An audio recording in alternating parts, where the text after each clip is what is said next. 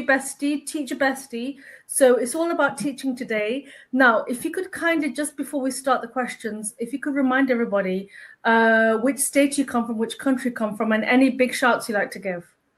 Okay, I'm from Nigerian. I'm from Ogun State, and I grew up in Lagos. Shout out to Lagosians and Ogun State.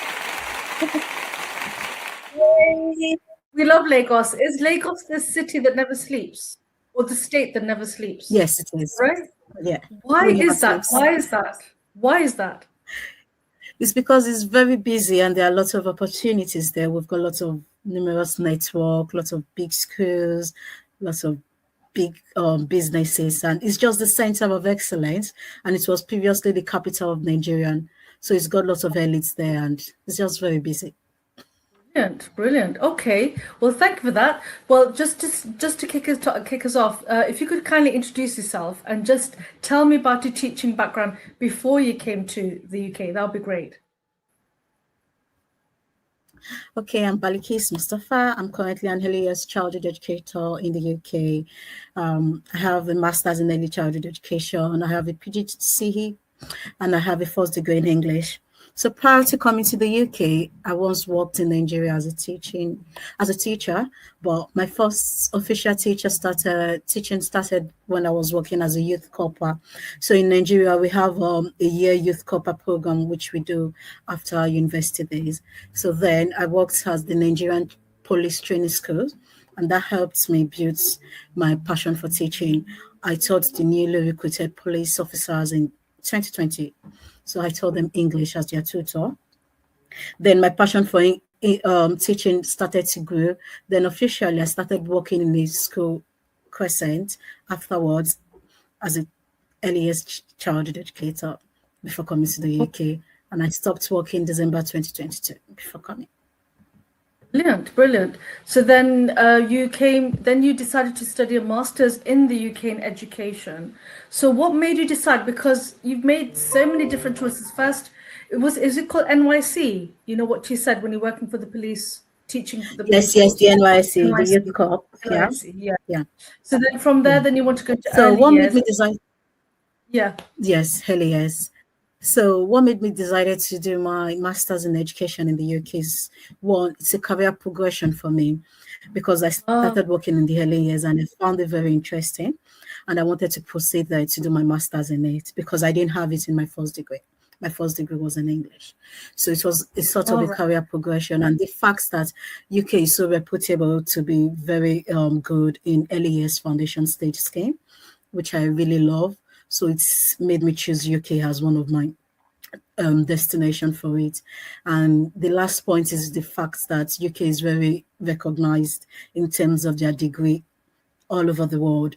So I thought of it. This is a sort of a career progression. They are so good in early years, and my certificate is going to be recognized all over the world. So why not choose the UK style? That was one of the reasons why I chose it.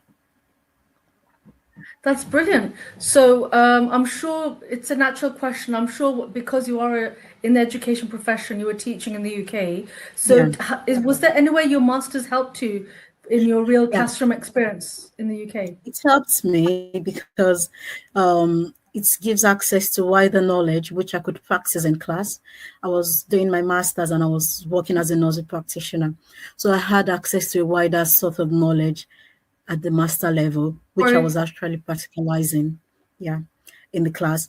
I had access to experienced lecturers who had practiced in class and they are now professionals in the field. So I could talk to them when I see some things challenging or some theory is not clear to me. I could approach my lecturer who are very reputable in it, and that helps me in my professional life because I was working and I was studying. So all of the knowledge gained was not just kept away, it was actually done in practice while working. So it was just working hand in hand, and it really exposed me. So it was really very good. But can because I I was working in the line, I was studying. Oh, right. Sorry, I was studying early years and I was working as an early years educator. So it was helping in both ways.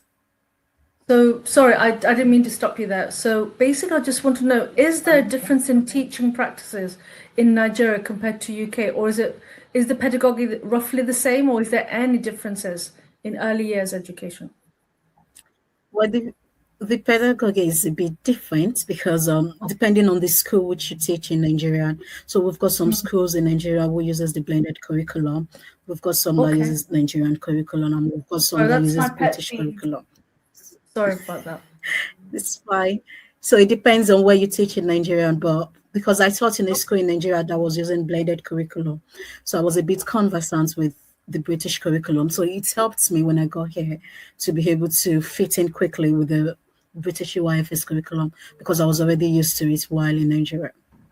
Okay, so it's a duck to water. It's you were a bit familiar, so it wasn't too bad. Okay, Yes, it wasn't what too does bad. Yeah. it wasn't too bad. What does QTS mean?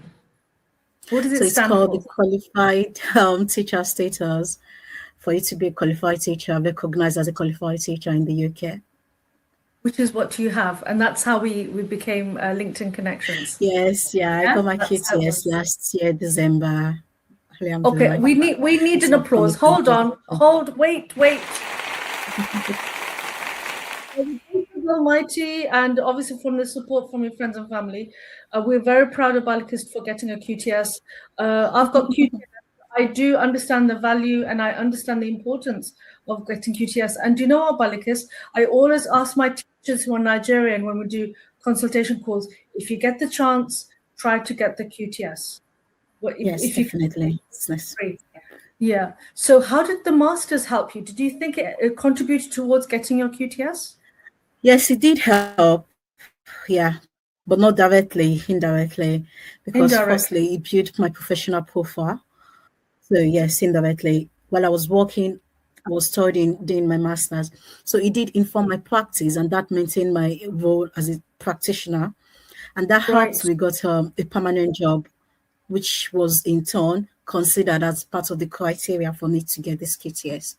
So while I was doing my master's, I was acquiring lots of knowledge, which I later used in securing lots of this my permanent role because I did more than 7 interviews before getting this current role. But I was more confident because I was done with my master's and I had access to more profound knowledge. So that helped me secure this my role. The criteria in which this route of my QTS was being considered is the fact that you have to have taught in a mainstream school for more than a year in the UK. Oh, right. So because I did Okay. my master's and I had that opportunity, so I already worked for more than a year in the UK in a mainstream school, and those were part of the criteria. So basically, the master's was really helpful Now I understand and how you provided mean me with the required. indirectly. Yes, and directly as well because it gives me the qualification to be added to my profile, which was what I submitted for my application as well. So I was a master degree holder, no longer a first degree holder. So he added to my professional life, he added to my portfolio, and it's part of the criteria in which I was given the QTS. That's quite a balancing act, So isn't it it? was Because definitely studying helpful. masters, yeah, I'm sure the masters, no matter what the subject is, masters are pretty intense, isn't it? So it must have been a balancing act between teaching and, I mean, studying your Yeah, masters and yes, also teaching. You have to manage your time. Is that right? you have to because you have to write at the level of level 7. Yes, do lots of research. You have to write scholarly to be able to prove your points and assignments. We engaged in lots of presentations and all of that in some way build your confidence in your specific field and it plays out when you start working professionally in that field. So it's really helpful. It was a So game that's changer. It was a game changer. My goodness. I'm just thinking, I don't think even I would have been able to manage to do both. So was apart from managing your time and balancing everything, were there other challenges that you faced on the journey? And how did you manage it?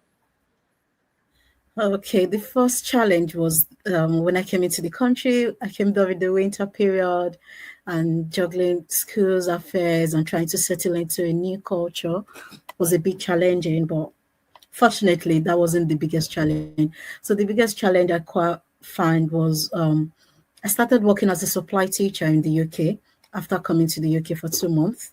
But I wanted to have the in-class experience because supply teacher, you get to go to different schools. But I wanted to be a permanent staff focused in early years. So I got a job very far away from home as an early years practitioner. I couldn't get a closer one to my home because I don't have my master's yet. I don't have the required level 3 here. So that was just the one I could not lose. So it was really not easy commuting from my home in Coventry down to Southern. It takes me about 2 hours to get there. And it was really challenging. I don't drive, so I had to take 2, 3 buses to get there. And by the time I close out from work, I have to run as fast as I can to get the bus, because if I miss the bus, I have to wait an extra hour before the next one comes. But I couldn't just say I don't want the job because of the challenge, because I knew what I wanted at the end. I wanted to have that experience because I knew after that I'm going to attach it to my master degree to apply for a permanent role. And it was really helpful because as soon as I finished my master's, I was working there and I went for numerous interviews. So my experience there made me speak very well from the practical aspect, and that got me my job easily. So the challenge paid off later. Right, Balikas, I think now is a So very that good was time. it. Yeah, Alhamdulillah, it's amazing. You're a very determined young lady. That's what I'm going to say. But is there anybody in your life who you'd like to mention who might have Thank been you. support? There must be a name or someone special in your life. We'd love to know who they are, who supported you on this journey. Please use this platform to mention their name. Oh, the list is endless. First, I appreciate my family. So my mom has been very supportive. I've got a very supportive husband who understands me. Sometimes when I'm at the bus station and I have to wait 1 hour. So I call him to cry out. Then he supports me. I've got a Oh, very lovely sister here in the UK who also support me. And I've got mentors who I speak to sometimes when I'm a bit depressed, not depressed, just get tired of the difficult times. So they encourage me. Do you remember your dream? Do you remember why you're facing this challenge? So basically, they're my family, my friends, and my mentors. And you, thank oh, you. no, no, don't So I say want that. to Credit appreciate you too. after the Almighty, it's definitely your friends and family. So we're going to give an applause for them. So if you know who you are, you know. So this is for you. Malikins, yeah, you And I have to thank clap. Almighty Allah. That's the Yes, first of one. course, the Almighty. Yeah, We will never forget. But yeah, without him, we're really nothing. So Alhamdulillah, it's really, really, it's a big project, and it was team effort, I would say. Becoming a teacher, thank you. it does require a lot of support.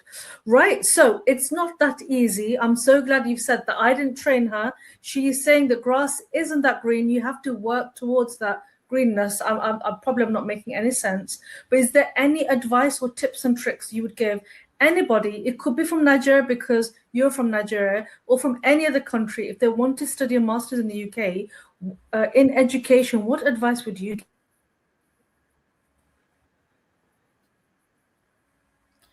I would advise them to take that bold step. So at the moment, at the first instance, you might be scared.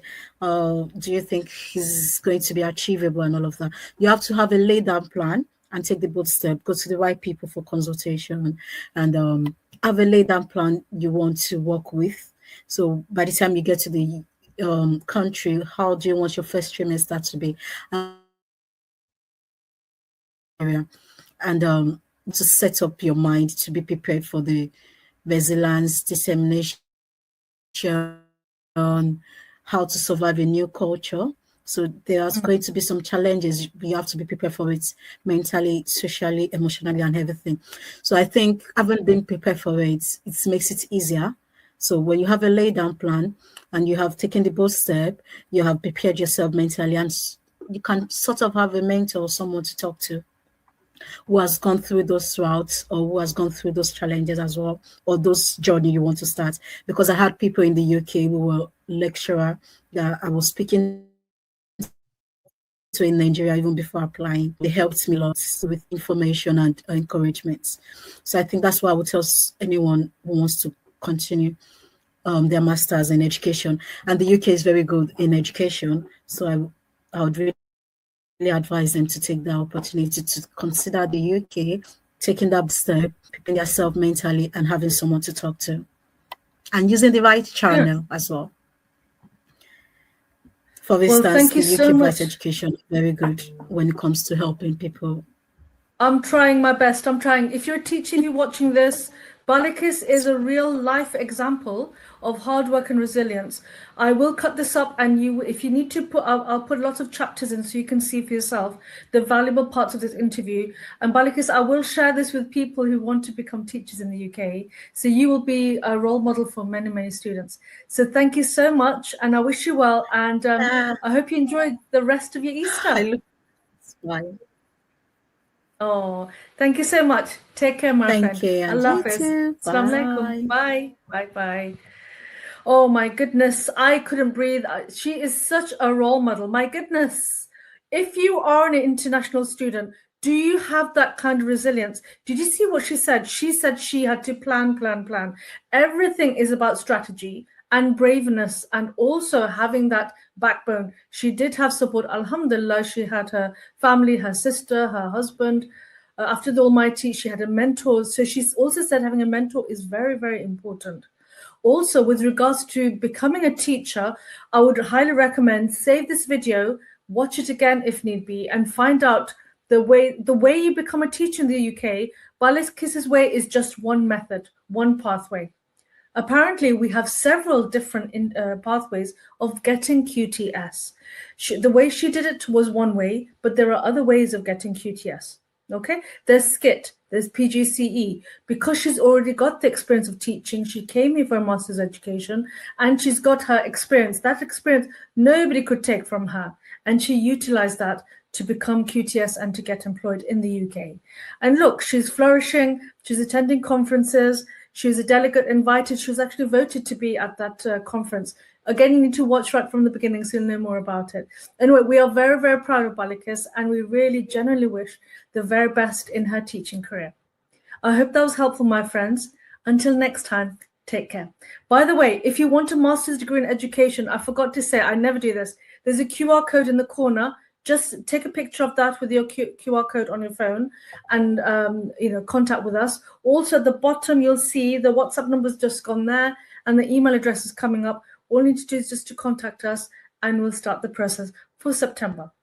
Again, take care. Allah Hafiz. Assalamu alaikum. Bye-bye.